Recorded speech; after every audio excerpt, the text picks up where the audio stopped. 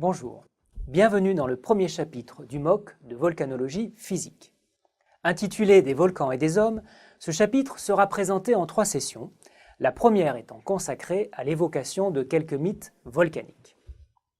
Les volcans sont fascinants et représentent un spectacle magnifique qui ne laisse personne indifférent. Puissants témoins de l'activité interne de notre planète, ils peuvent inspirer les artistes, faire l'objet de véritables cultes, mais aussi parfois se comporter en terribles meurtriers. En grande partie démunies face aux phénomènes naturels, les civilisations anciennes étaient fort probablement encore plus impressionnées que nous le sommes aujourd'hui face à la force destructrice ou créatrice des volcans. Comme nous allons le voir, ces civilisations ont souvent introduit les volcans ou leurs manifestations dans leurs légendes mythologiques ou leurs textes sacrés. La vision que les hommes ont des volcans peut être soit plutôt scientifique, soit plutôt, disons, romantique. Avant le développement de la volcanologie physique, ces deux visions étaient d'ailleurs souvent mêlées. Par exemple, les premiers modèles de Terre imaginaient en son centre un soleil refroidi, ce qui expliquait l'augmentation de température ressentie lorsque l'on s'enfonce en profondeur dans les mines. Ces modèles considéraient alors les volcans comme les soupiraux laissant exhaler les humeurs vaporeuses et incandescentes du feu interne. Mais l'explication du feu interne nourrissant les volcans était le plus souvent moins scientifique. Il pouvait s'agir des feux des forges de Vulcain, ou Héphaïstos, voire du feu même de l'enfer, dont l'Etna en Sicile, ou le volcan Hécla en Islande, étaient les portes en permanence entrebâillées. Quiconque a été le témoin d'une éruption volcanique n'a probablement pas pu s'empêcher d'imaginer les premiers âges sauvages d'une terre entièrement minérale, et il n'est pas étonnant que les volcans se soient vus attribuer, dans de nombreuses civilisations, un rôle dans l'origine même du monde.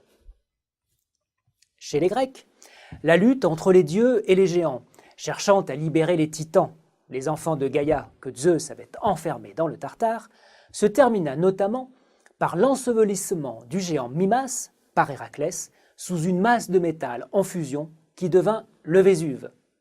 Le puissant Typhon, titan qui possédait à la place des doigts 100 têtes de dragons crachant du feu, fut quant à lui vaincu par Zeus et enfermé sous l'Etna, où il rejoignit le géant Encélade. Les éruptions régulières du volcan n'étant rien d'autre aujourd'hui que la respiration de ces illustres prisonniers. De façon moins connue, des représentations de divinités très proches se retrouvent dans la civilisation basque, où le serpent-dragon Shugar ou Majou possédait 7 gueules dont sortaient des volcans. Vivant dans les grottes, Shugar en sort sous la forme d'une boule de feu traversant le ciel et provoquant tempêtes et incendies. Les volcans, ou les héros les personnifiant, sont également très souvent acteurs de mythes et de légendes dont ils permettent d'illustrer la morale ou la philosophie.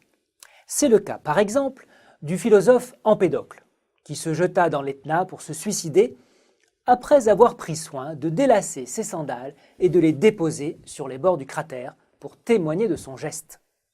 Geste d'orgueil démesuré pour démontrer la liberté des poètes de choisir leur mort, ou témoignage que sa philosophie, où le feu était source de mort et de vie, lui survivrait. La déesse Pelée, qui a donné son nom à des produits volcaniques comme les cheveux et les larmes de Pelée, est quant à elle étroitement associée au volcan Hawaï.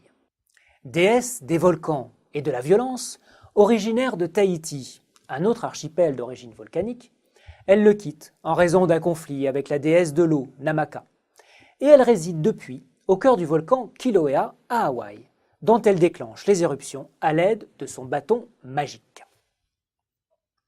La caldeira du Kilauea était, avant l'arrivée des Européens, considérée comme terre sacrée et inviolable.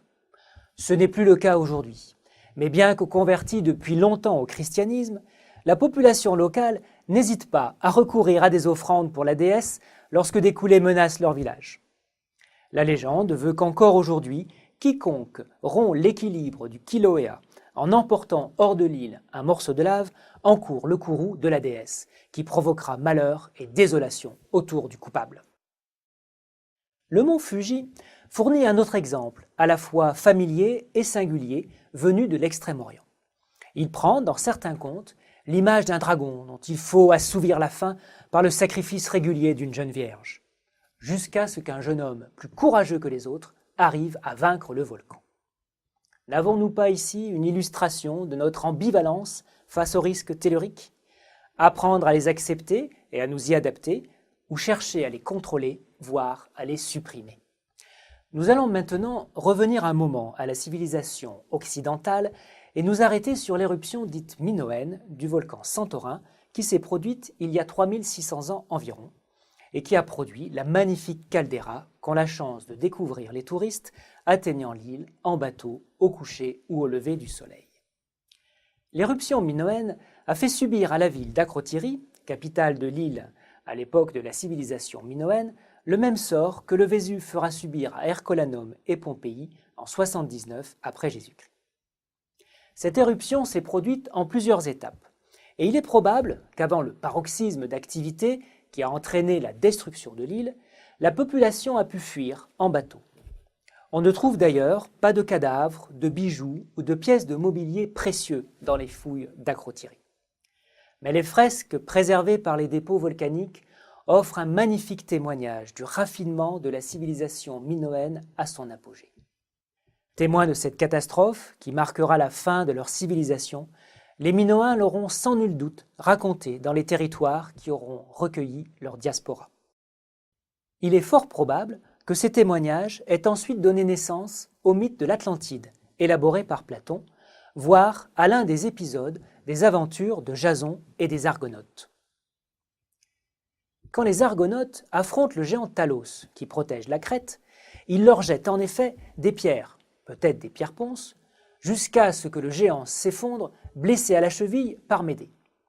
Talos, agonisant, laisse s'échapper de sa blessure du sang chaud et épais comme du métal, assez compatible avec une coulée volcanique. Après leur fuite de Crète, c'est une nuit percée ni par les étoiles, ni par un quelconque rayon de lune qui s'abat sur Jason et ses compagnons, ce qui est là encore compatible avec une atmosphère chargée en cendres volcaniques. Il a également été suggéré que l'éruption de Santorin avait été un acteur de l'exode de Moïse et de son peuple fuyant l'Égypte et les troupes de Pharaon. Une colonne de nuée indique en effet le chemin d'Israël le jour et une colonne de feu la nuit, ce qui correspond tout à fait à la description d'une colonne plinienne, sachant que la hauteur de celle produite par l'éruption du Santorin est estimée à plus de 30 km. Les 10 plaies qui s'abattirent sur l'Égypte pourraient également être liées à l'éruption du Santorin. Depuis les eaux du Nil chargées en cendres, en sang, qui chassent les grenouilles et les insectes, jusqu'à une pluie de grêle de fragments volcaniques que l'on a pu observer au Sainte-Hélène en 1980. Sans oublier bien sûr les épaisses ténèbres qui obscurcissent le ciel d'Égypte. Enfin, l'effondrement de la caldeira de Santorin s'est forcément traduit par un important tsunami, c'est-à-dire un retrait de l'eau puis une vague dévastatrice. Tsunami qui aura permis le passage des Juifs à pied sec de la mer Rouge, en fait une mer de jonc, probablement proche de l'embouchure du Nil, cela avant d'engloutir l'armée de Pharaon. Si le lien Santorin-Exode reste discuté, bien sûr, on peut noter que de nombreux autres volcans peuplent le Sinaï et auraient pu jouer un rôle équivalent. Nous voilà parvenus à la fin de notre voyage romantique au travers de quelques mythes et légendes volcaniques. Je vous propose maintenant un premier questionnaire à choix multiples avant de passer à la deuxième partie de ce chapitre.